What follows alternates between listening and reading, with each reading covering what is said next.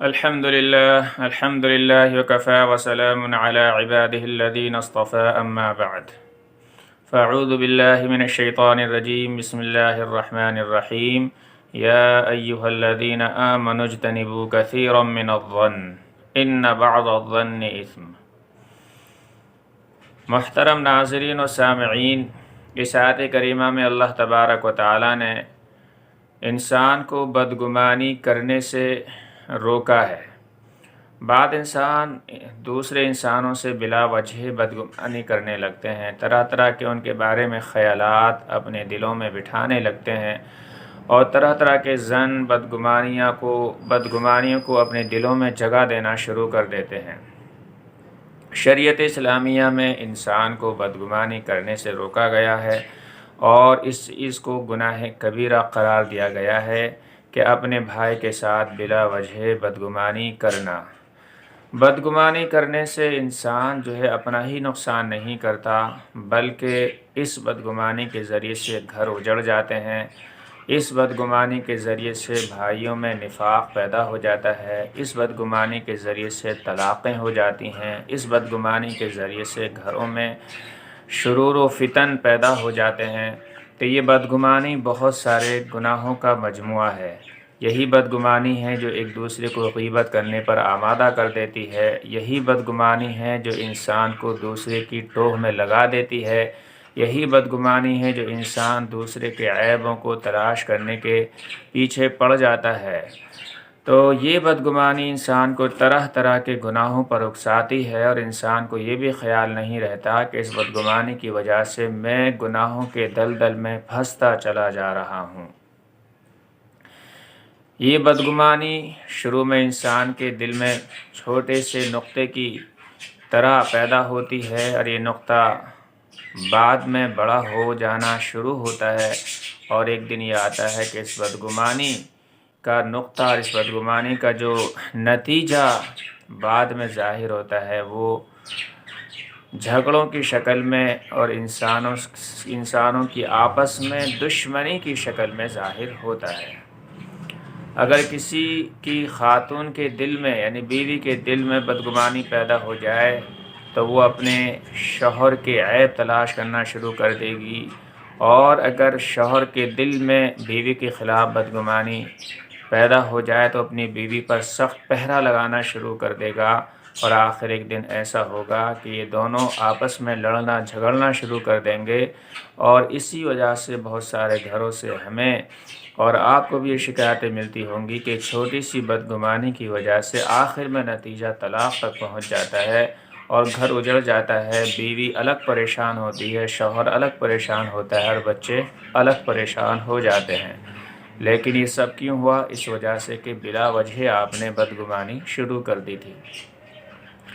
ایسے بہت سارے لوگوں کو دیکھا جاتا ہے کہ وہ اگر کسی عالم کو راستے میں دیکھ لیں کسی خاتون کے ساتھ تو فوراً بدگمانی شروع کر دیتے ہیں کہ فلاں راستے میں تھے، حالانکہ ہو سکتا ہے وہ اس کی بیوی ہو یا اس کی بہن ہو یا اس کی پھوپھی ہو یا اس کی خالہ ہو، یعنی کوئی محرم عورت ہو، لیکن اس کے باوجود انسان بدگمانی شروع کر دیتے ہیں اور جگہ جگہ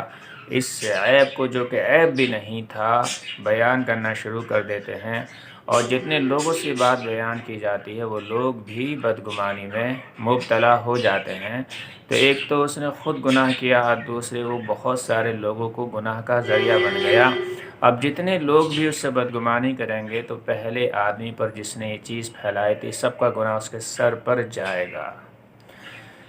اس لیے میرے بھائی بزرگوں دوستو، اللہ تعالیٰ نے اس آیت کریمہ میں ارشاد فرمایا، یا ایھا الذین آمنوا اجتنبوا کثیرا من الظن، اے ایمان والو بہت سارے گمانوں سے بچو۔ ان بعض الظن اثم، کہ بے شک بعض گمان گناہ ہوتے ہیں۔ تو اس آیت کریمہ سے بھی پتہ چلتا ہے کہ کچھ گمان ایسے بھی، لہذا جس گمان کے پیچھے کوئی لاجک ہو، کوئی مضبوط وجہ ہو، کوئی دلیل ہو تو وہ گمان کرنا گناہ نہیں ہوتا، لیکن جو بلا وجہ گمان ہو، بلا دلیل گمان ہو اور بغیر کسی